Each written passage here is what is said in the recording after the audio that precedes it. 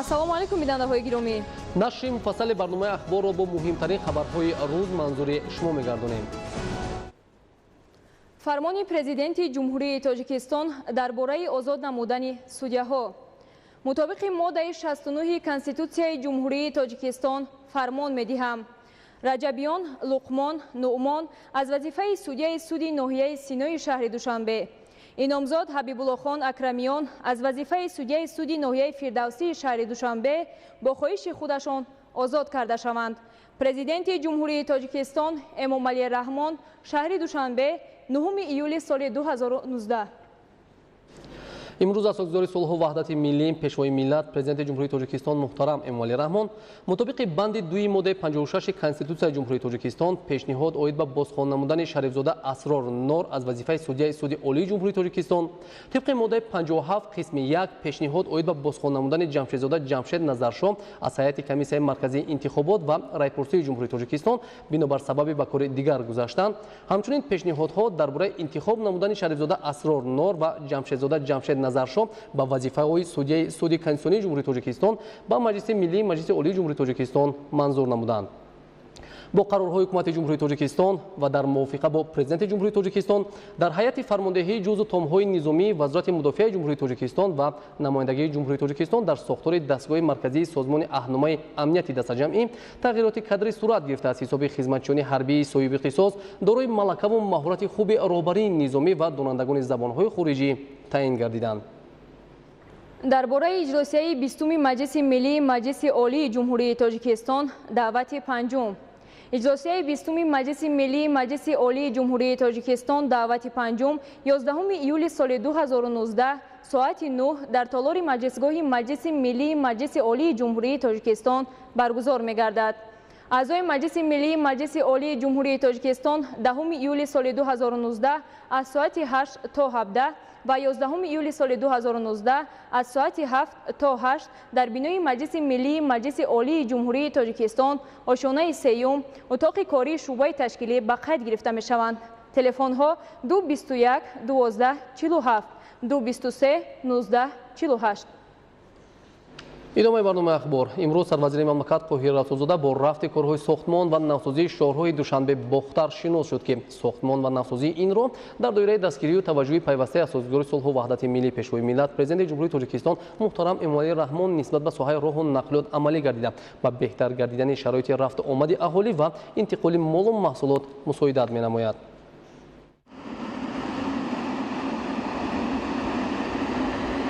шоҳроҳи Душанбе Бохтар яке аз шоҳроҳои байналмилалие аст ки пойтахти мамлакатро бо маркази вилояти Хатнону ноҳияҳои он ва Тоҷикистонро бо Афғонистону Покистон, дигар кишварҳои минтақа ва ҷаҳон пайваст менамояд. марҳилаи аввали лоиҳаи сохтмон ва навсозии шоҳроҳи Душанбе Бохтар 33,2 километрро дар бар гирифта, баъди татбиқи лоиҳа роҳ аз категорияи сеюм ба категорияи 1Б гузаронида мешавад. паҳнои роҳ аз 16 то 25 метрро ташкил медиҳад. татбиқи лоиҳа бо маблағҳои гранти ва қарзи Бонки рушди Осиё, фонди ОПЕК ва саҳми ҳукумати ҷумҳурии Тоҷикистон анҷом дода мешавад.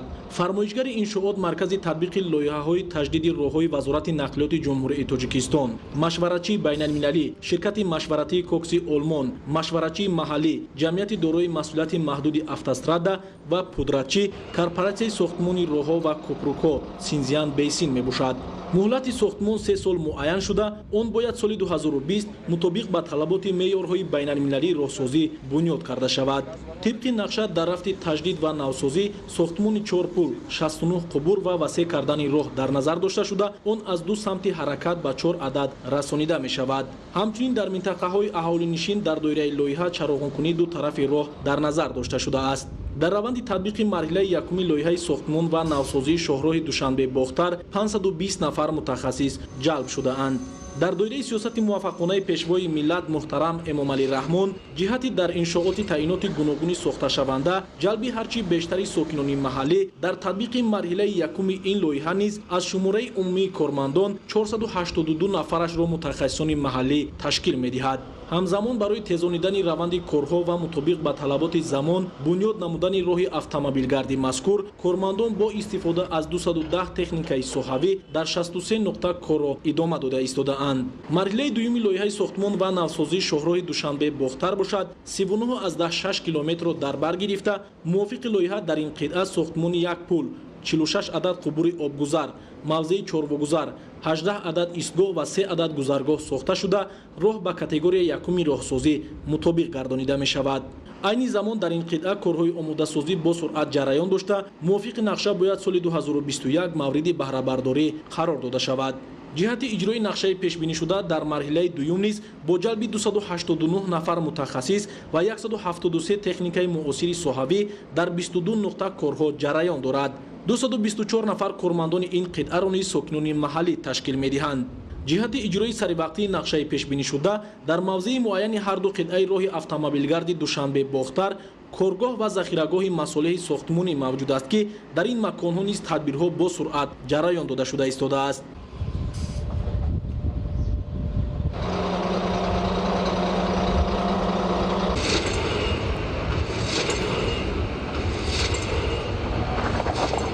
аснои шиносоии сарвазири мамлакат Қоҳир Расулзода масъулонро вазифадор намуданд ки дар доираи дастуру супоришҳои асосгузори сулҳу ваҳдати миллӣ пешвои миллат президенти ҷумҳурии Тоҷикистон муҳтарам Эмомалӣ Раҳмон раванди корҳои сохтмону навсозиро вусъат бахшида ин иншооти муҳимро дар муҳлати муайяншуда бо сифати баланд ва ҷавобгӯ ба талаботи замон сохта ба истифода диҳанд. ҳамчунин бо иштироки сарвазири мамлакат роҳи байни деҳаҳои ваҳдат ва сомонёни деҳоти фахрободи ноҳияи Хуросон мавриди баҳрабардорӣ қарор дода шуд ки аз ҷониби ҷамъияти саҳомии пӯшидаи ширкати холдингии Исмоили Сомонӣ сохта шудааст. масофаи роҳ наздики 3 километр буда дар баробари равшаннамоӣ ҳамзамон роҳравҳои ду канори он низ сафолакпӯш карда шудааст. роҳи байни деҳаҳои ваҳдат ва сомонёни деҳоти фахрободи ноҳияи Хуросон дар доираи омодагиҳо ба истиқболи ҷашни 30-солагии истиқлолияти давлатӣ ва тадбирҳои вобаста ба солҳои рушди деҳот, сайёҳӣ ва ҳунарҳои мардумӣ сохта шудааст ва иҷрои ин амал аз дастгирии пайвастаи соҳибкорон дар мамлакат шаҳодат медиҳад. хурсандибахш аст ки давоми солҳои охир дар ҷумҳурии Тоҷикистон сохтмони иншооти таъиноти гуногун бо саҳми соҳибкорону шахсони саховатпеша дар пайравӣ аз ташаббусҳои беназири пешвои миллат муҳтарам Эмомалӣ Раҳмон идома меёбад. пас аз соҳиби истиқлол гардидани ҷумҳурии Тоҷикистон дар доираи сиёсати муваффақонаи асосгузори сулҳу ваҳдати миллӣ пешвои миллат президенти ҷумҳурии Тоҷикистон муҳтарам Эмомалӣ Раҳмон раҳоӣ аз бунбасти коммуникатсионӣ яке аз ҳадафҳои стратегӣ эълон гардида барои сифатан беҳтар намудани роҳҳои аҳамияти ҷумҳуриявию байналмилалӣ дошта аз соли 2011 барномаи мақсадноки давлатии рушди комплекси нақлиёти ҷумҳурии Тоҷикистон то соли 2025 амалӣ мегардад ки тибқи он дар ҳудуди ҷумҳурӣ бунёду таҷдиди роҳҳо бо маром идома дорад. дар идомаи сафари кории сарвазири мамлакат ба деҳаи меҳнати деҳоти ҳилолии ноҳияи Хуросон ташриф оварда бо фаъолияти хоҷагии фермерии Биби Узбакби шинос шуд. дар тобеияти хоҷагии фермерии Биби Узбакби 830 гектар замин мавҷуд мебошад ки аз ин 430 гектарашро боғ ташкил медиҳад.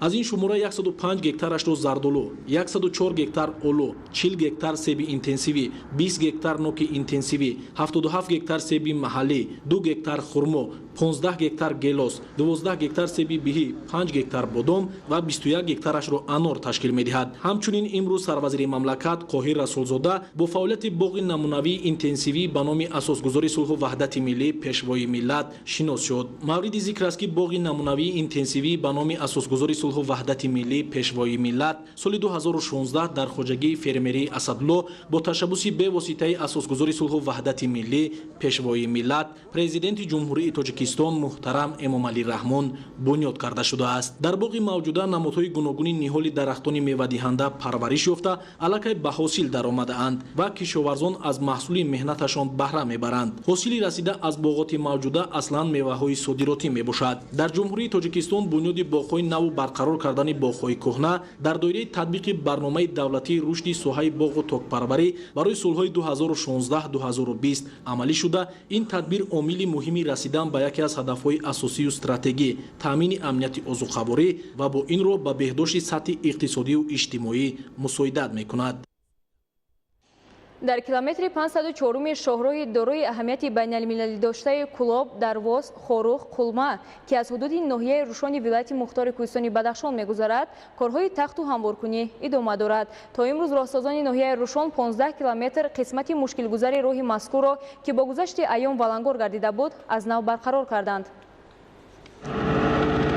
با دسترس گردیدن 12 تکنیکای پراقتدار راهسازی از جانب اساسگذار صلح و وحدت ملی پیشوای ملت پرزیدنت جمهوری تاجیکستان محترم امامعلی رحمان با مؤسسه‌های دولتی نگهداری راه‌های اتومبیلگرد حدود ولایت مختار کوهستان بدخشان کار کارمندان را نسبتاً آسان کرد. زیرا راهسازان ولایت سالها باز با چنین تجهیزات و مکانیزم‌های معاصر راهسازی نیاز بیشتر از پیشتر داشتند که بعد دسترس گردیدن با چنین تکنیکا مسئولیت ایشان را بیشتر می‌نماید. برای مؤسسه نگهداری راه اتومبیلگرد نویای روشن با مبلغ 73,000 سومون یعنی 10,000 لیتر سوزشواری جدا نمود و برای مؤسسه نگهداری راه اتومبیلگرد تکنیک‌های زمانوی داده شد و عین حال ما در راه اتومبیلگرد دوشنبه خاروخ یعنی تعمیر اساسی قریب 15 کیلومتر تعمیر اساسی راه اتومبیلگرد ما انجام داده استودند. راهسازان مؤسسه دولتی نگهداری راه‌های اتومبیلگرد ناحیه روشن که با تکنیکای نو دسترسی پیدا کردند با تعمیر جاری راه‌های خراب گردیده جدای سطح بین‌المللی کمر همت بستند. تا امروز بیشتر از 12 کیلومتر جدای خراب شده راه مذکور توسط یک بولدوزر، یک گریدر و یک غلطک و مکانیزم‌های دیگری راهسازی هموار کرده مشکلات سال‌های سال جای داشته را برطرف می‌نمایند. تعمیر کردن راه از حدود دهه 60 جماعت دهاتی میرزاجان شیرینجانوف ناحیه روشن ادامه یافته چقاری‌های بیشماری خراب شده این قسمت راه بین‌المللی را مرحله به مرحله برقرار کرده ایستادند. از این اقدام وزارت نقلیات جمهوری تاجیکستان کلی ساکنان و مهمانان و رانندگان و سیاحان زیاد اظهار سپاس و مینه‌داری خویش را به دست اندرکاران بیان داشتند. سال به سال سر و سیربارش آمدن زمستان بدخشان و باران‌های فصل بهار تاثیر منفی خود را بر راه‌های حدود ولایت گذاشته رفت آمد نقلیات بارکش و مسافربر را در راه‌های حدود ولایت دشوارتر نموده است. سنگفرش کردن چقاری‌های راه‌های ماشینگرد ولایت بدخشان امکان می‌دهد که رفت آمد دلخواه نقلیات بارکش و مسافربر به مشکلات صورت گیرد. اما ناحیه‌های ونج و درواز و قسمت ناحیه روشن و شغنان و روشقلا برای پر کردن چقاری‌های راه‌ها اقدامی را در این سمت پیاده نمی‌کنند. وضع از همه نگران کننده از ناحیه درواز شروع گردیده تا ناحیه ونج که همگی 117 کیلومتر را در بر می‌گیرد 6 ساعت حرکت نقلیات جریان می‌گیرد. زیرا این قسمت را دلگیر کننده برای هر نفری که توسط نقلیات اتومبیلی به بدخشان سفر می‌کند به حساب رفته. در این جاده عیان راهسازان را دیدن ممکن است و خلاص. در قسمت‌های علاوه ناحیه درواز اگر برای سنگفرش کردن چقاری‌های بیشمار مسئله راهسازی ریخته یا هموار گردیده باشد هم اما در بعضی روستاهای ناحیه جایهای تعمیر طلب انتظار راهسازان میباشند. اما از ریختن سنگ و شغل در کنار جاده ماها گذشته باشد هم ولی راهسازان برای برطرف کردن مشکلات رانندگان و مهمانان تکنیکای در قسمت‌های علاوه زیر سایه گذاشته شده را برای تعمیر کردن مسیر سطح بین‌المللی سفر بر نمی‌کنند. چون این چقاری‌های بیشمار نگران کننده در حدود ناحیه روشن نیز باعث دلسردی رانندگان و مسافران گردیده است. از چنین هندق‌های بیشمار باید مسئولین مسئولیت بلند را در این سمت احساس نموده برای برطرف کردن مشکلات مردم چاره‌های ضروری را راه‌اندازی نمایند. اگر پورا منفرش کردن راه‌های ذکر شده مبلغ زیاد را طلب نماید ولی برای تعمیر جاری همساله از حساب وزارت نقلیات مبلغ‌های معین را اختصاص می‌دهند. امید است که با پیشنهاد این مطلب مسئولین مؤسسه‌های دولتی نگهداری راه‌های اتومبیلگرد شهر و ناحیه‌های ولایت خلاصه لازمه برداشته در این سمت کار را جانب می‌کنند. تعمیر راه‌ها و پر کردن چقاری‌ها در فصل تابستان توسط سنگ و شغل قلای بوده رفت آمد نقلیات را نسبتاً بهتر و خوبتر می‌نماید. زیرا همه روزه توسط این جاده سطح بین‌المللی صدها تن مال و کالا از جمهوری مردم چین به جمهوری تاجیکستان و از پایتخت کشور به شهر خاروخ مال و محصولات نیاز مردم انتقال داده می‌شود. بخشیده به جشن 30 سالگی استقلالیت دولتی جمهوری تاجیکستان در شهر خوجند نقشه‌چاربینی‌ها ترتیب داده شده است که از 341 بند عبارت بوده. بنیاد و نوسازی 510 انشاءات تعییناتی گوناگون را فرا می‌گیرد. در همین زمینه تا به امروز بیش از 200 انشاءات ساخته مورد بهره برداری قرار گرفته است. گزارش همکاران ما از شهر خوجند. روند کارهای ساختمانی از طرف اداره ساختمانی اساسی ولایت سوخت در انشاءات معماری و خدمترسانی شهر و ناحیه‌ها در اساس نقشه با استفاده از مصالح ساختمانی بلندصفت براه مانده می‌شوند.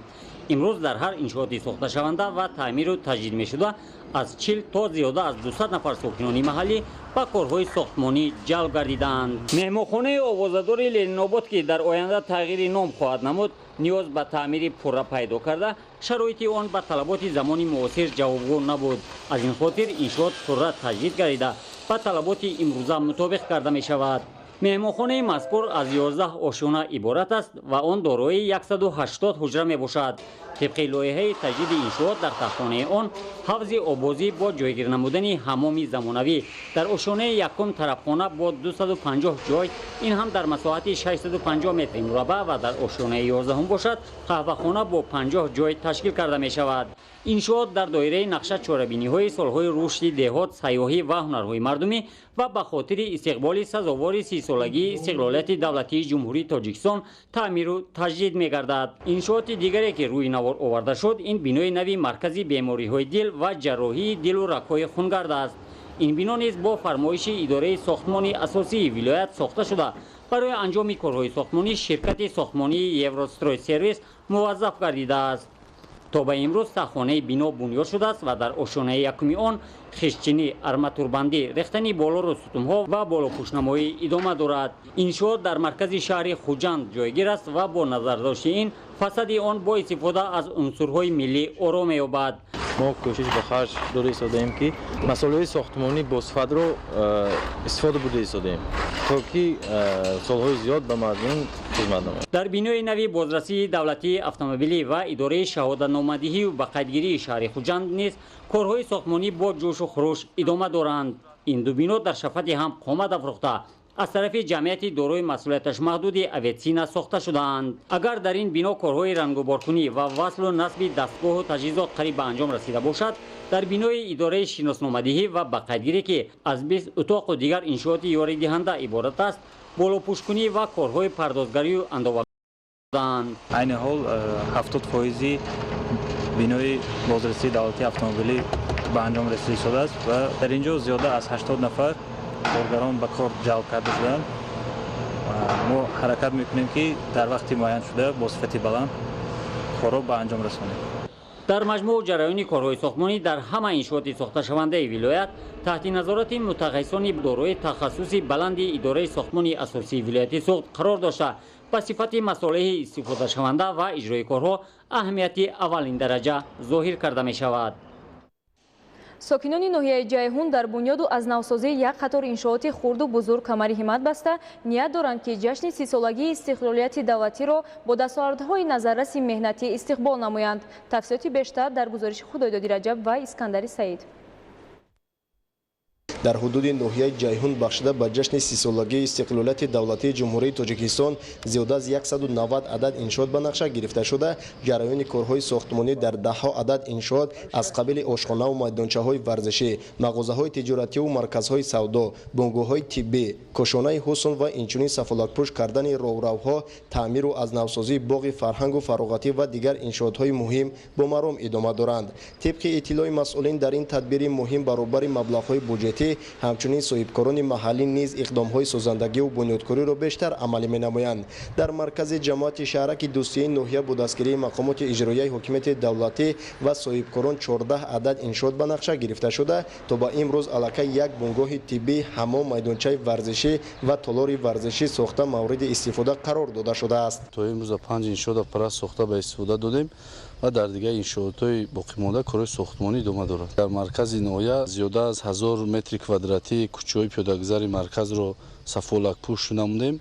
به خاطر خوب گردانیدن سطح خدمترسانی طبی به اهالی امروزها از جانب حکومت جمهوری تاجیکستان تدبیرهای ضروری اندیشیده می شود. در جماعت شهرک دوستی ناحیه ساختمان مرکزی سلامتی از جانب صاحبکار وطنی در عرفه انجامیابی قرار داشته در نظر است که آن با تمام دستگاه و تجهیزات زمان معاصر مجهز گردیده مورد استفاده ساکنان قرار می گیرد. از جانب کمیته اجرایی حزب خلقی دموکراتی تاجیکستان در ناحیه جیهون تشکیلات های ابتدایی آن و جلب صاحبکاران سخاوت пеша ба муассисаи таълимии рақами 10 масолиҳи сохтмонӣ дар доираи 10,000 сомонӣ кӯмак расонида шуд ки омӯзгорону хонандагон изҳори хушнудӣ менамоянд. тадбири зайл ҳамчунин дар дигар коргоҳҳои маърифатӣ низ роҳандозӣ гашта тавассути аксияи ҳизбии якҷоя ҳал мекунем ҷонибдорони зиёд пайдо намудааст. дар ноҳияи ҷайҳун 45 адад муассисаҳои таълимӣ мавҷуданд ки дар онҳо беш аз 30,000 хонандагон ба таълиму тарбия фаро гирифта шуданд. тавре аз шӯъбаи маорифи ноҳия иттилоъ медиҳанд рафти корҳои таъмирӣ дар ҳамаи муассисаҳо зери назорати қатъӣ гирифта шуда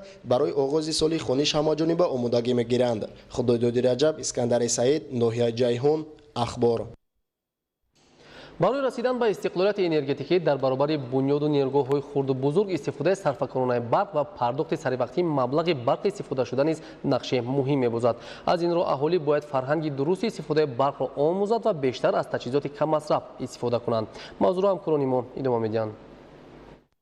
ба назари коршиносон баробари бунёди нерӯгоҳҳо ва дигар инфраструктури соҳа бояд ҳар як нафар дар маданияти баланду сарфакорона истифода бурдани нерӯи барқ масъулияти бештар зоҳир намояд, зеро соласол талабот ба нерӯи барқ дар кишвар зиёд мегардад. шабакаҳои барқии шаҳри бохтар 18831 муштарӣ дошта давоми 6 моҳи соли ҷорӣ 88 миллион киловатт-соат нерӯи барқ қабул ва ба муштариён таъмин намудааст. барқчиёни бохтар ҷиҳати таъмини муштариёни худ дар ҳама фаслҳои сол бо нерӯи барқ ва бартараф намудани камбудию нуқсонҳои ҷой дошта дар самти истифода ва пардохти саривақтии ҳаққи истифодаи он миёни муштариён корҳои фаҳмонидадиҳӣ мегузаронанд. муштариён бояд инро дарк намуда барои сарфои сарфакорона истифодабарии нерӯи барқ саҳми худро гузоранд, зеро ки дар ҳар як ҳолат агар аз тарафи муштариён ба вайрон намудани қоидаҳои истифодабарӣ роҳ диҳанд, дар оянда оиди бартараф намудани камбудиҳо мушкилиҳо зиёд мешавад. кормандони шабакаҳои барқии шаҳри бохтар баҳри сари вақт гузаронидани корҳои омодагӣ ва таъмини сокинону соҳаҳои хоҷагии халқи мамлакат бо нерӯи барқ дар давраи тирамоҳу зимистони солҳои 2019-2020 корҳои лозимаро анҷом медиҳанд. дар зеристгоҳҳои барқӣ истгоҳҳои трансформаторӣ ягон мушкилӣ нест. барои сарборӣ аллакай кормандони техникии шабакаҳои барқӣ шабу рӯз кор бурда истодаанд ва барои кам намудани сарборӣ, кам намудани талафоти нерӯи барқ давлаи тирамоҳу зимистон ки аз тарафи ҳукумати ҷумҳурии тоҷикистон тасдиқ гардидааст ва ҳар ҳафта оиди яъне зимистонгузаронӣ кам намудани талафот ва бартараф намудани камбудиҳои ҷойдошта дар шабакаҳои барқӣ аллакай қариб 50% аз нақшаи додашудаи роҳбарияти ширкат иҷро шуда истодааст. ба гуфтаи кормандони соҳа сол аз сол таъмини нерӯи барқ дар ҳама шаҳру навоҳии кишвар беҳтар мегардад, вале тибқи санҷишу натиҷаи фаъолият боз ҳастанд нафароне ки дидаву дониста дар пардохти саривақтии ҳаққи истифодаи он монеаҳо эҷод намуда бархилофи қоидаву талабот ба таври пинҳонӣ берун аз ҳисобкунакҳои барқӣ ба нафъи худ нерӯи барқро истифода менамоянд ки ин ҳолат боиси таассуф ва нигаронӣ мебошад. зеро мақсадноку оқилона бо дастгоҳу таҷҳизоти каммасраф истифода бурдани нерӯи барқ ва саривақт пардохт кардани ҳаққи истифодаи он метавонад барои боз ҳам устувору густариш ёфтани ин соҳаи муҳими кишвар боис гардад. тибқи иттилоъ айни ҳол қарздории сокинон ва дигар корхонаву идораҳои шаҳри бохтар дар назди шабакаҳои барқӣ 77 миллион сомониро ташкил менамояд.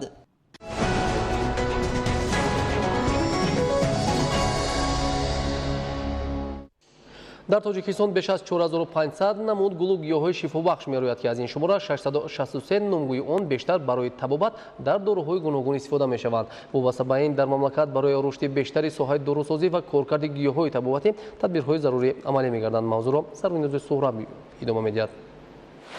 аз рӯи таҳқиқоти олимон муҳит ва табиати тоҷикистон барои рушди соҳаи дорусозӣ мувофиқ дониста мешавад. ҷиҳати рушд ва истеҳсоли маводи доруворӣ аз гиёҳҳои шифобахш аз ҷониби ҳукумати мамлакат чораҳои зарурӣ андешта мешавад. дар ҳудуди ҷумҳурии тоҷикистон дар маҷмӯъ 4513 номгӯи гиёҳи шифобахш мерояд ки аз инҳо 663 номгӯи он ба таври доруворӣ истифода бурда мешаванд. тибқи нақшаи пешбинӣ гардидаи масъулини донишгоҳи давлатии тиббии тоҷикистон ба номи абу али ибни сино ҷамъоварии гиёҳҳои шифобахш аз моҳи март инҷониб оғоз гардидааст ки то моҳи ноябри соли ҷорӣ идома меёбад. ин навбат кормандони маркази таълимӣ илмӣ ва истеҳсолии фарматсия, донишҷӯён ва кормандони кафедраи тахассусии факултети фарматсия барои ҷамъоварии растаниҳои шифобахш ба даре мағоби ноҳияи ваҳдат роҳ пеш гирифтанд. дар ин мавзеъ мерӯянд аз он ҷумла گل خیری، چای کهک، بوی مادران، کوکوتی، مرمرک و غیر رستنی ها شفایی که میرویند. امروز ما برای جمع‌آوری این رستنی ها به این دره سفر کردیم. در اینجا 6 نوع گیاه از جمله گل بابونه، بوی مادران، چویکهک، کوکوتی، پودینه کوهی و مرمرک جمع آوری کرده شد. در مجموع 108 کیلو از گیاهای مذکور در مسافه 1800 متر جمع آوری کرده شد. تاکید باید کرد که هر یک رستنی انفرادی در وقت معین جمع آوری کرده می شود. در عکس حال گیاهی جمع آورده شده به منفعت نخواهد بود. دانشجویان اگر طرز آماده نمودن گیاه را از مرکز تعلیمی، علمی و استحصالی فرماسیا آموزند، طرز جمع آوری و خشکانیدن آن را در رفت جمع آوری گیاه‌ها از خود می‌نمایند. همین طور مرحله به مرحله دانشجویان طرز آماده و خشکانیدن گیاه را می‌آموزند. این بار اول نیست که ما به جمع آوری رستنی‌های شفابخش می‌رویم. ما هفته گذشته به دره قبله‌ای ناحیه رودکی به جمع آوری رستنی‌ها رفته بودیم. طبیبان ابراز می‌دارند که اگر این گیاه‌ها از روی طلبات خشکانیده نشوند، خصوصیت شفایی خود را گم می‌کنند. سروینازی سهراب، امیدی استا، اخبار. در تاجیکستان مرکز ملی جمهوری ذخیره‌های ژنتیکی فعالیت می‌کند. در این مؤسسه علمی نو نمونه‌های تخمی زراعت کشاورزی، ذخیره و حاصلناکی آن معین کرده شده، همه ساله برای دریافت نمونه‌های نوی تخمی‌های سیرحاصل و با محیط مطابق از جانب عالمان ساحه کارهای اکسپدیسیونی گزارانده می‌شود.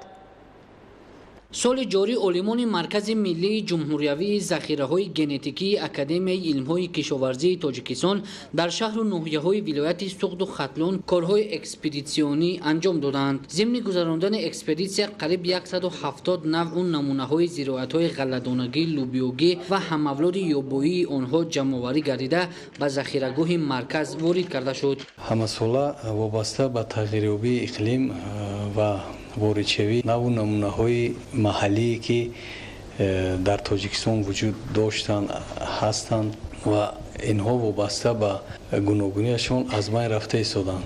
از این لحاظ مقصد مرکزی ما هم جمع‌آوری و آموزش و نگهداری این گونه نوع نمونه‌های محلی که از بین رفته ایستادند قیمتناک هستند و در عرفه نیستشوی هستند.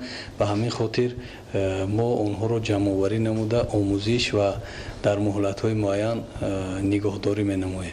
نمونه تخمی‌های زراعت کشاورزی جمع‌آوری گردیده در آزمایشگاه مرکز سنجیده و تازه کرده شده در خلطچه‌های مخصوص نگهداری می‌شوند که در آینده برای کارهای علمی تحقیقاتی و همچنین سرنسل برای آفریدن نوع‌های سیرحاصل استفاده برده می‌شوند. تا امروز در مرکز 11370 نوع نمودهای گوناگون تخمی زراعت‌های کشاورزی، درختان میوه‌دهنده و رستنی‌های شفابخش موجود است. تخمی‌ها در یخدان‌های مخصوص با رعایت طلبات نگاه داشته می‌شوند.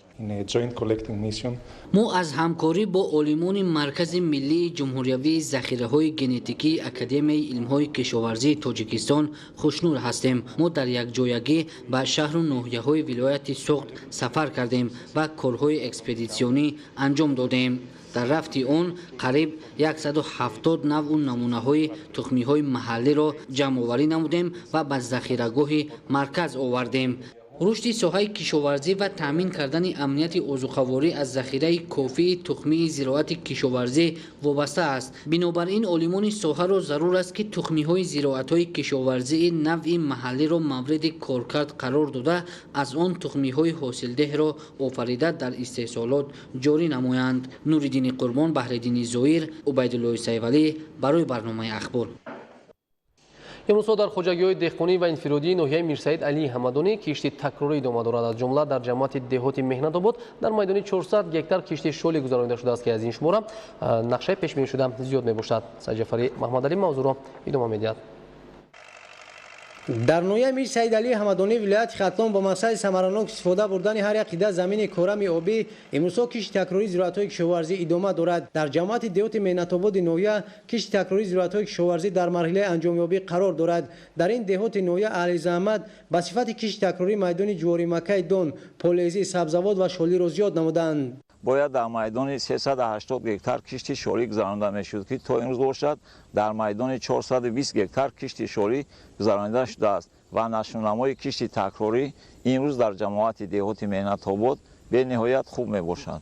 در نویه از 770 گکتار میدان عمومی کشتی شغلی زیاده از 60% آن در خواجگی‌های دیوت مینت‌آباد انجام داده می شود. زیرا کشاورزان دیوت مذکور در این سمت تجربه خیلی خوب پیدا کرده همساله از کشتی تکراری این زراعت حاصل فراوان به دست می‌آورند. در جماعت دیوت پنجرود باشد میدان کشتی پولزی سبزواد و جواری مکای دام وسیع کرده می شود. در نویه از 490 گکتار کشتی اساسی یعنی پولزی زیر پلونکای بروقتی جمع‌آوری حاصل ادامه داشته در کشتی تکراری اهل زحمت اقدام گرفتند که میدان پولزی را با زیاده از 250 گکتار رسانند. با این مقصد در دیوت پنجرود برای تامین سبزیجات نیولا در بین قطار باغ‌ها نیز کشتی پولزی گذرانده شده است. در جماعت دیوت پنجرود در میدان 380 گکتار کشتی تکراری و گذرانده شود. حالا موافق نقشه دورنما در میدان 50 گکتار جواری مکای دام، 175 گکتار خوراک چاروا سیلوس، 44 گکتار سبزوات، 25 گکتار پولزی ها،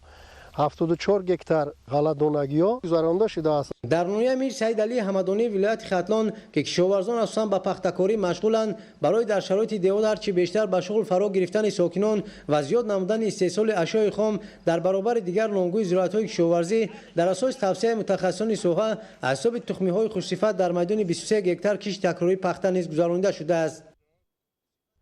از یک زمین گرفتن دو سه حاصل سری وقت انجام دادن کشتی تکراری استفاده گرمخانه‌ها در همه فصل‌های سال و بنیاد گرمخانه‌های نو از راه و امکانات‌های افزون نمودن حاصل محصولات کشاورزی میباشد. در ناحیه اسپیتامن نخستین گرمخانه اینوواسیونی بنیاد گردیده همچنین کشتی تکراری سبزوات وسعت دارد. گزارش رضای رحمان و الیاس باباجان. در خواجگی‌های کشاورزی ناحیه اسپیتامن کشت تکراری زراعت و سبزوات در دهه سوم ماه ایون آغاز یافته قسم پیشبینی کشت گذرانده شده است. در ناحیه دورنمای کشت تکراری در 1700 گکتار معین گردیده است. یکی از عامل‌های سری وقت گذراندن کشت تکراری در برابر تامین تخمی تکنیکا و ذخیره‌های ماده تکنیکی تامین آبی پولزی است. در برابر فعالیت پایگاه‌های برقی آبکشی بنا به گرمی هوا یکی از منبع‌های آب طبیعی در دریای اقصی معیار لازمی آب پولزی به ناحیه وارد می‌شود. کشاورزان کوشش میکنند و هوسمندند که با استفاده عاقلانه از زمین و آب با ذیل زمین حجم استحصال محصولات غذایی را زیاد کنند، بازار را تامین و درآمد گیرند.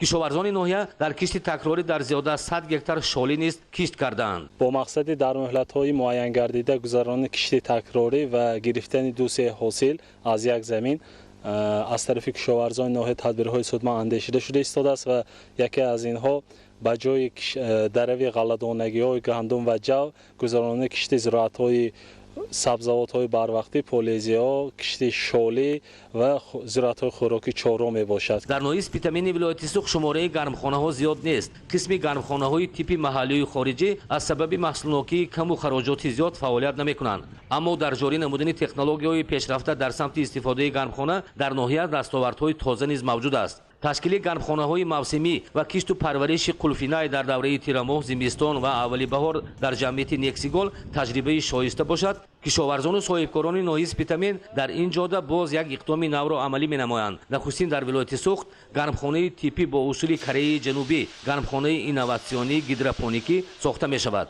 مقامات اجرایی حاکمیت دولتی ولایت سوخت به صاحبکاران کمک و مساعدت می‌نماید که گرمخانه‌های اینوواسیونی بنیاد نمایند.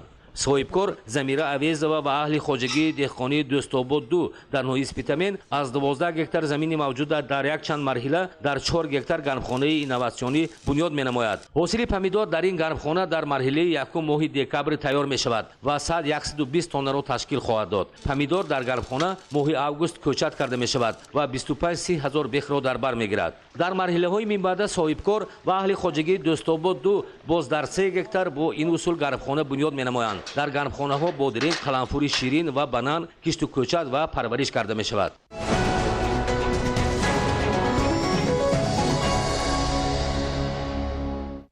سرازم که یکی از نخستین یادگاری‌های دوره آریایی و نمونه به همتای این تمدن در سوق میباشد با قرار حکومت جمهوری تاجیکستان از 21 سپتامبر سال 2000 همچون مرکز تشکلیابی فرهنگی کشاورزی، هنرمندی و شهرسازی تاجیکان ممنوعگوی تاریخی بوستانشناسی اعلان گردید.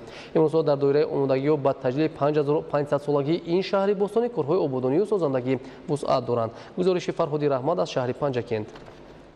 سرازم یادگاری بی‌نظیر است که در خود رابطه‌های فرهنگی مردم مختلف آسیای مرکزی را تجسم کرده است.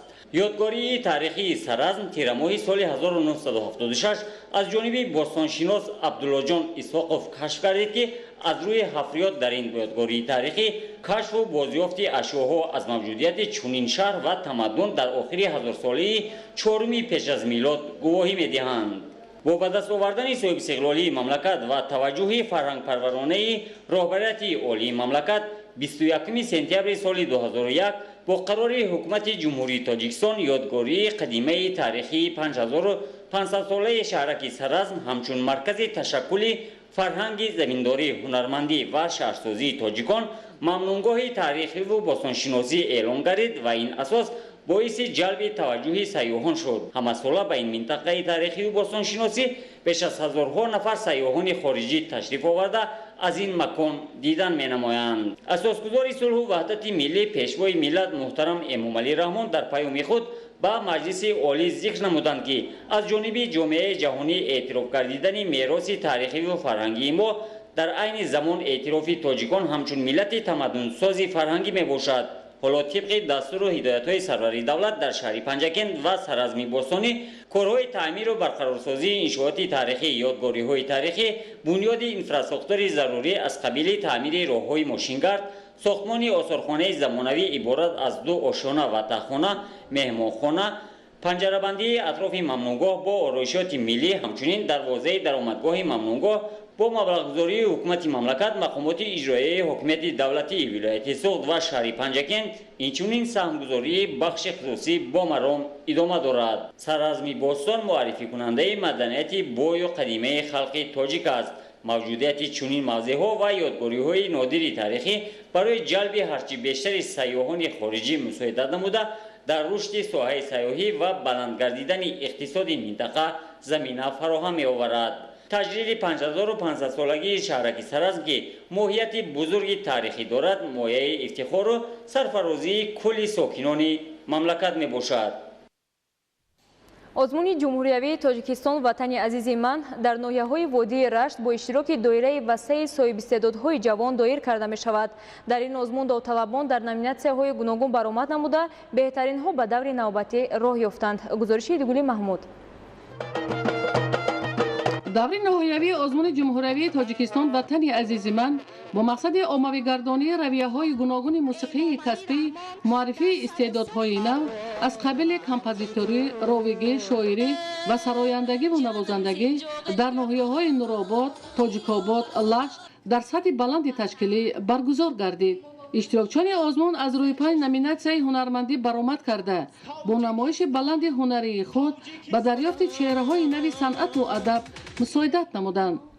گفته می شود که تا این دوره آزمون مذکور قبلا در جماعت و شهرک و دهات برگزار گردیده غالبان آن جوانان از سن 14 تا 40 ساله در دور ناحیوی اشتراک کردند. ما جوانان می‌خواهیم که چنین آزمون‌ها بیشتر راه اندازی شوند تا که ما جوانان پایه دولت و ملت خود می باشیم. ترنم سرود ترانه‌های وطن دوستانه در اجرای مطربان جوان و لیاقتمند خیلی هم خاطرمان و مؤثر اجرا گردیدند.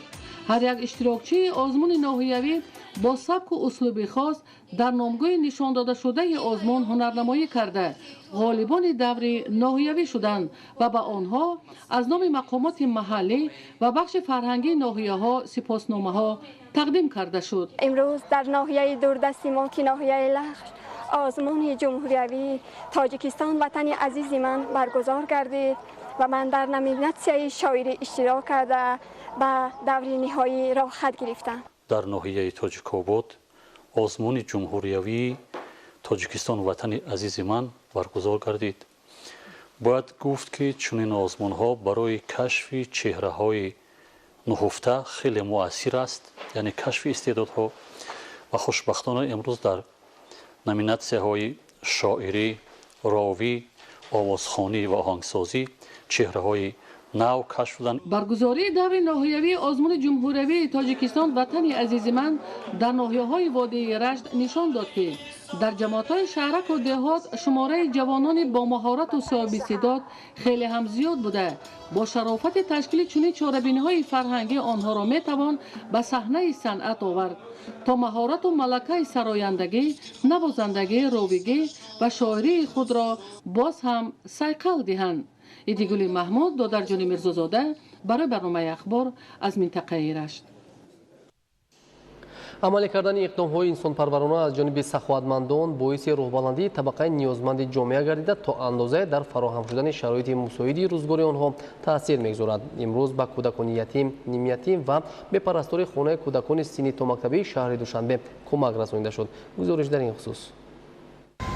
кӯмаки навбатӣ ба кӯдакони ятим, нимятим ва бепарастори хонаи кӯдакони синни томактабии шаҳри Душанбе аз маводи хӯрокка, ширинӣ, масъолияи сохтмонӣ ва маводи сантехникӣ иборат буда аз ҷониби агенти меҳнат ва шуғли аҳолӣ Вазорати меҳнат, муҳоҷират ва шуғли аҳолии ҷумҳурии Тоҷикистон расонида шуд.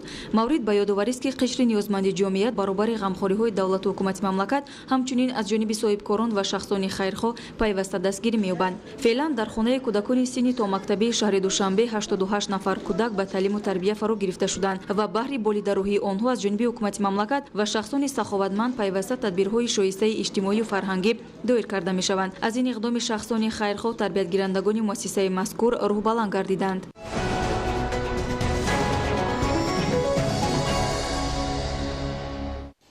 варзишгарони тоҷик дар 19-умин мусобиқаи байналмилалии оид ба варзиши сабук ҷоми Гусман Касанов дар Қазоқистон сазовори 11 медал гардиданд. гузориши Раҳматчои Обид.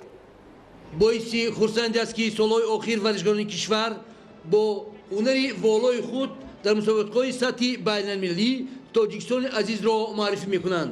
мунтахаби Тоҷикистон дар мусобиқоти байналмилалии оид ба варзиши сабук ҷоми Гусман Касанов ки рӯзҳои 6-7 июли соли ҷорӣ дар шаҳри Алматои ҷумҳурии Қазоқистон баргузор гардид, бо муваффақият ҳунарнамоӣ намуда сазовори 11 медал, 3 тилло, 4 нуқра ва 4 бринҷӣ гардиданд ки беҳтарин натиҷаи варзишӣ дар соли 2019 ба ҳисоб меравад. дар мусобиқаи мазкур 220 варзишгар аз 14 давлат ҷумҳурии Тоҷикистон, Ӯзбекистон, Қазоқистон, Қирғизистон, Туркманистон, Озарбойҷон, Беларус, Гурҷистон, Туркия, Украина, Ҳиндустон ва Эрон ширкат карданд. Гулсумби Шарифова дар масофаи 200 метр бо натиҷаи 23:35 ва 400 метр 52:70 сония 2 медали тилло ба даст оварда дар масофаи 400 метр рекорди миллӣ гузошт. медали дигари тиллоро Кристина Проженка дар масофаи 400 метр бо мониа бо натиҷаи 58:90 сония сазовор шуд. Одилшоҳ Исматов дар масофаи 800 метр бо натиҷаи 1:51, Алишер Пулотов дар масофаи 400 метр бо мониа бо натиҷаи 53 сония дастаи мунтахаби Тоҷикистон дар эстафетаи 400 метр ба гирифтани медали нуқра мушарраф гардиданд. медали биринҷиро бошад Абдурауф Мусоев дар гуспартоӣ бо натиҷаи 58:70, Кристина Проженка дар масофаи 400 метр бо натиҷаи 54:53 сония, Григорий Дерпиский дар масофаи 400 метр бо натиҷаи 47:44 сония рекорди миллӣ ва Фаридун Ашуров дар тела додани ядра бо натиҷаи 13:81 метр соҳиб шуданд. ёдовар мешавем ки ҷоми Гусман Косанов ба тақвими Ассотсиатсияи байналмилалии Федератсияи варзиши сабук ва Ассотсиатсияи варзиши сабуки Осиё ворид гардида мусобиқаи рейтингӣ ба бозиҳои Олимпии Токио 2020 маҳсуб мешавад.